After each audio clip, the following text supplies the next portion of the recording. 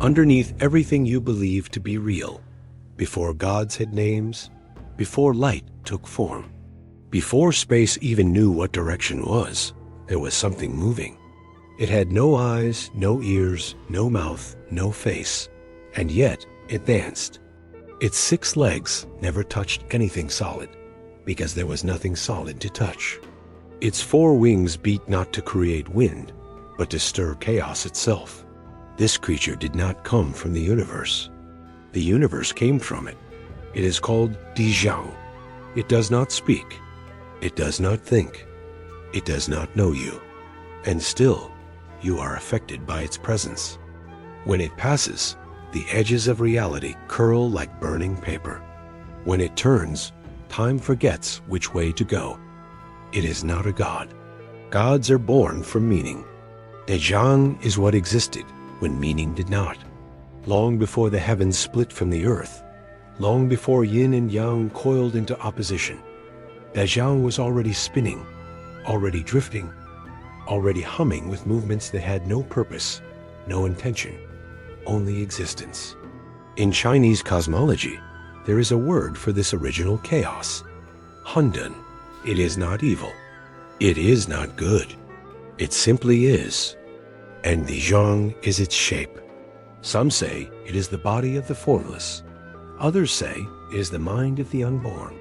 But those who speak these things are already wrong, because Dijiang has no mind, no body, no self, only presence. In the ancient texts, it is described as round, red, faceless, 6 legs, 4 wings, no mouth, no eyes. It wanders without goal, and yet its movement defines direction. In the darkness before time, it walked. And from the echoes of that walking, time began. The sky didn't open because it was split. It opened because Dijiang passed through. The earth didn't settle because it wanted to. It settled because the pressure of Dijiang's dance slowed the chaos around it. Creation, as we know it, is an accident of proximity. The myths do not say this directly. They hint, they whisper, because to name Dijiang fully would be to give it shape, and Dijiang resists shape. It does not enter stories, it dissolves them. But it appears when the world frays, when logic cracks, when beings see without eyes and hear without sound. When a circle forms where none should be, that is where Dijiang has been.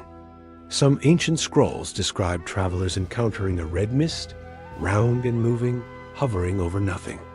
They claim the mist whispered to them, not with words, but with disorientation. They returned unable to tell direction. Their shadows leaned the wrong way, their speech reversed, and they were never the same. Dijiang does not wound, it reorders. In a world governed by duality, light and dark, up and down, before and after, Dijiang offers only one truth, that the original state of everything is neither nor both. Chaos, not destruction, not disorder, but potential unshaped. The earliest Taoist philosophers did not fear Dijiang. They revered it, because only from chaos can clarity emerge. Dijiang, in this view, is not a monster. It is the root of all becoming.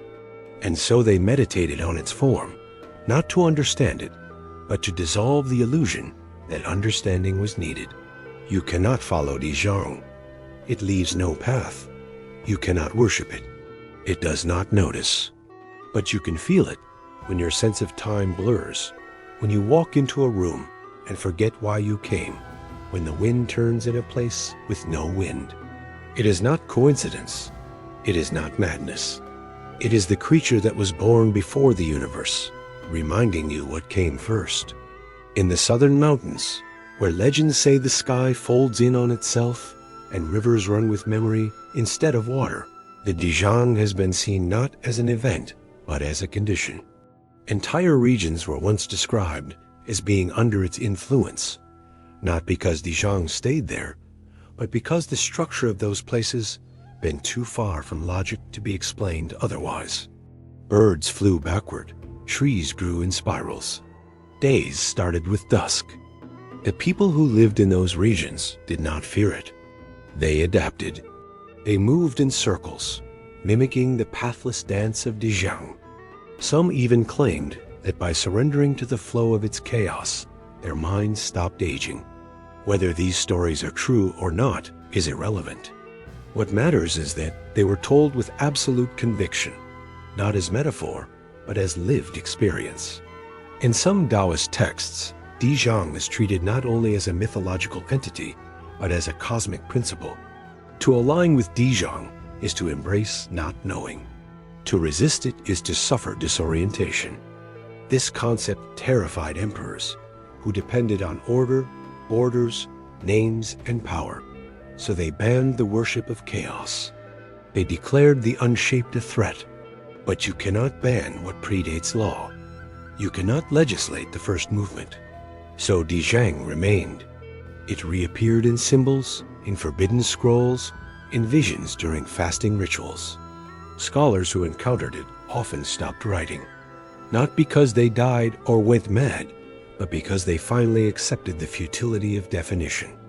One particular record, scratched into bamboo with a blade, describes Dijiang not by what it is, but by what happens when it appears. The temperature rises. Colors become too vivid. Directions lose meaning. Time stutters, and then silence. Not the absence of sound, but a silence so complete that your heartbeat feels intrusive. This silence was considered a blessing by some monks. They believed Dijiang did not erase noise, but reminded the world of what it sounded like before sound. Rituals were even developed to invite its presence. But the irony was that the more they tried to summon Dijiang, the more they pushed it away. Because Dijiang does not respond to desire. It does not grant insight to the seeker. It grants confusion, and from that confusion, revelation. In ancient murals found in collapsed temples, Dijiang is painted as a red orb hovering above twisted landscapes, always faceless, always untouchable. No eyes, no mouth, no voice. And yet, those who gazed at the paintings for too long reported strange after effects. Dreams in spirals, echoes in places with no acoustics, a tendency to walk in circles and find themselves back at the point of departure without realizing it. One scribe recorded a phrase he could not explain, said to him in the middle of the night by a voice without origin. The first sound was not a sound, it was the shape of listening. He died the next day, smiling. In certain remote regions, even today, there are whispers that Dijiang still passes through from time to time. Not with thunder or light, but with a slow ripple through space, like air thickening for no reason, like a presence standing behind you that cannot be seen or explained. Farmers speak of mornings when the sun rises twice, or doesn't rise at all, then returns to its normal path the next day without explanation. Children are born with memories that do not belong to their bloodline. Rivers change direction overnight and then revert without a trace. The officials call it coincidence. The elders call it Dijiang, and they do not say the name out loud. In the stories told in hushed voices around dim fires, Dijiang does not appear as a destroyer. It simply passes through, and the world must adapt or fracture. There are no sacrifices, no temples, no prayers that reach it. There is only observation, and even that is unreliable. When you stare at Dijiang, your mind tries to invent eyes on its surface. It tries to give it purpose, intention, awareness, but there is none. The brain cannot process what does not fit into its patterns, so it will create false faces, false meanings, to survive the encounter. This is why those who see Dijiang often forget the moment seconds after, not because it was erased, but because it was never fully recorded. Some monks considered this a test. If you could observe Dijiang without naming it, you were ready to begin understanding reality without illusion. Most failed. The chaos Dijiang brings is not fire and collapse. It is more insidious. It is the collapse of certainty. It is standing on solid ground and suddenly feeling unsure if ground has ever been real. One ancient traveler wrote that encountering Dijiang was like being unmade, but gently, as if the self dissolved into something wider, more honest, more terrifying. He wrote that when he returned, the sky never looked symmetrical again, and that he could no longer hear music without crying. These accounts were not dismissed as madness. They were archived, studied, hidden, because they implied a terrifying idea that Dijiang was not gone, only waiting. Waiting not in the future, but in the cracks of the present. Wherever something happens that should not be possible, Dijiang is there, not as a cause, but as a reminder. A memory the universe itself carries. A birthmark of chaos. In modern terms, people might call it a glitch, a rupture, a spatial anomaly, but those are words meant to contain fear. Science builds walls around the unknown. Myth opens the door. And Dijiang does not knock. It enters where things have become too stable, too linear, too explained. In a world obsessed with categorization and clarity, Dijiang is an insult to comfort. It is the anti-pattern, the uncode, the heartbeat of a world that hasn't decided what rhythm to follow. You cannot photograph it. Machines cannot detect it. Because the moment you measure, it has already moved outside the framework of what can be known. Some scholars, in secret circles, refer to Dijiang as a philosophical virus, not one that infects the body, but the structure of thought itself.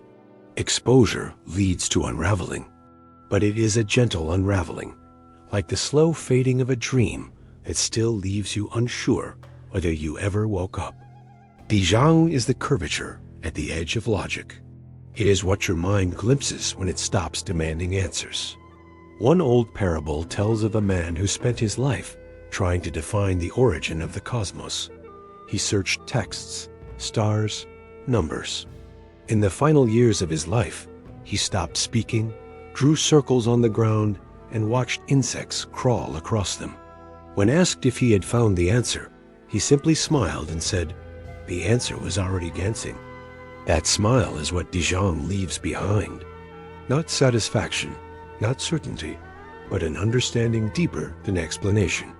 The creature that was born before the universe does not want to be found. It does not want anything. But when you begin to feel that reality is thinner than it should be, when your thoughts loop in circles and your memories skip like broken film, you are close. Not to madness, but to Dijiang. It is not a threat. It is a return, not to the beginning, but to before the beginning, where nothing had names, where movement had no goal, where silence was not the absence of sound, but the only sound that had ever existed. This is where Dijiang still moves. This is what it always was. This is what it will always be. There are writings that speak of Dijiang not as a creature, but as a contagion of origin, something that does not appear in a place, but reverts that place to its raw state. When it moves through a city, time fragments. Windows face directions that did not exist the day before. Voices echo before they are spoken. People walk past each other and swear they've never met, and remember lives they never lived. Governments call these moments psychological anomalies, but even the most advanced labs have protocols they don't admit publicly. Blackout zones, observation silos, entire neighborhoods quietly sealed off and declared structurally unstable, when in truth, the only instability was ontological. One confidential report, leaked anonymously, detailed a region where GPS coordinates spun infinitely, compasses failed to orient, and clocks reversed every 12 minutes. All recordings from that region showed a pulsing red mist, drifting with no wind. No center, no source. When the mist vanished, the area returned to normal, but no one could recall what normal had been. Witnesses began drawing circles obsessively. Not spirals, circles, endless and perfect. They described feeling watched, but not in a predatory way, in a way that suggested the watching had been happening long before they were born. In Taoist traditions, some masters claimed Dijiang is not a thing to be found, but a state to be entered, a dissolution of boundary. The practice was simple, yet impossible. Stop defining. Stop measuring. Stop naming. Let go of meaning. And eventually, Dijiang would not come to you. You would become it, but the warnings were clear. This transformation was irreversible. You would no longer know day from night, self from other. And in that loss, you would find the truth. One text called it the return to pre-separation. Before the Tao split into 10,000 things. Before consciousness imagined itself as separate from the field it was born in. Before anything could be called anything at all. The creature that was born before the universe does not remember a time before it, because such a time never existed. It is not ancient. It is not eternal. It is outside the measurement of both. Even the celestial beings, the dragons of the skies, the judges of the underworld, the guardians of heaven's gates, do not speak of Dijiang. They move around its presence. They do not interfere, because they too were shaped by the ripple left in its passing. There are myths in which deities attempt to create order and realize they are only rearranging echoes of a dance they never witnessed. They name laws, declare balance, enforce cycles. But none of it erases the fact that every axis they set spins on a foundation Dijiang already touched. It is the breath in the silence before prayer, the shape beneath the ink before the word, a pause in your thoughts that you cannot trace. Some believe Dijiang is the soul of the Tao before the Tao knew itself. Others say it is not a soul, but the refusal of form altogether, that it exists as a mirror that reflects nothing, a boundary that leads nowhere, a movement that continues even when the universe stands still. The fear it inspires is not of violence, it is of irrelevance. To encounter Dijiang is to face the possibility that meaning is optional, that identity is temporary, that structure is mercy, not truth. People who glimpse it rarely speak about it again, not because they cannot, but because once the silence enters them, words become untrustworthy. This is why the creature has no myth of origin, no rival, no death. It simply is. And because it is, everything else had to become what it is in response. Dijiang is not the start of the story. It is what makes stories need to start. It is not the center. It is the refusal of center, not the answer, not even the question, but the empty space where questions forget how to form. And that, more than anything, is why it remains. There is one tale, forbidden in most classical compilations, preserved only in fragments carved into stone and buried beneath collapsed shrines, that speaks of a god who tried to name Dijiang, not as an act of conquest, but of comprehension. The god, known only by a symbol no longer legible, believed that if it could define the creature, the universe would finally have a boundary. So it followed Dijiang across the edges of existence, through spaces where stars were unborn and time unraveled into liquid. It whispered titles into the void: shaper, seed, engine, eye, but none held. Each word dissolved upon contact. The god then sacrificed its form, became language itself, and wrapped itself around Dijiang's movement, hoping that by becoming definition, it would trap the formless. But Dijiang did not stop.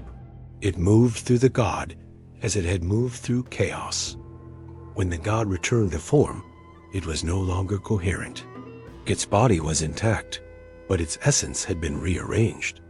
It wept geometry. It spoke in symmetrical contradictions. And then it vanished.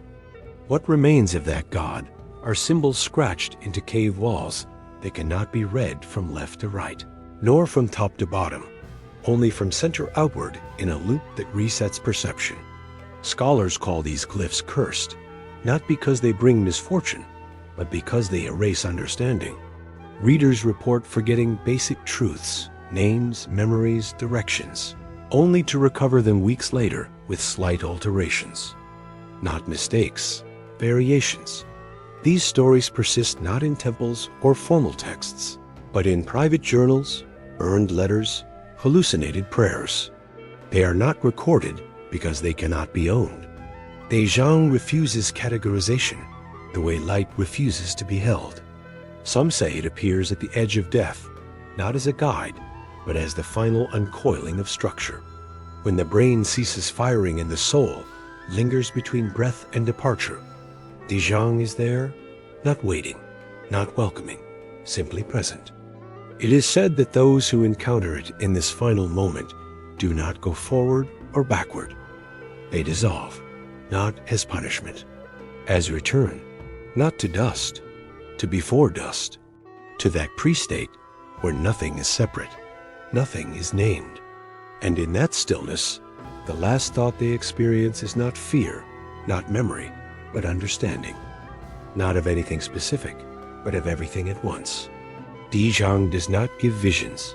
It removes the need for them. It is not a path to enlightenment. It is what remains when enlightenment burns out. It is not worshipped. It is not feared by those who know. It is simply acknowledged, the way one acknowledges gravity, not as something moral, not as something that chooses, but as something that was always there. The creature that was born before the universe continues to move, not in rebellion or authority, but in the echo of the only law that ever mattered, that existence does not require meaning. Meaning came later. Dijiang did not.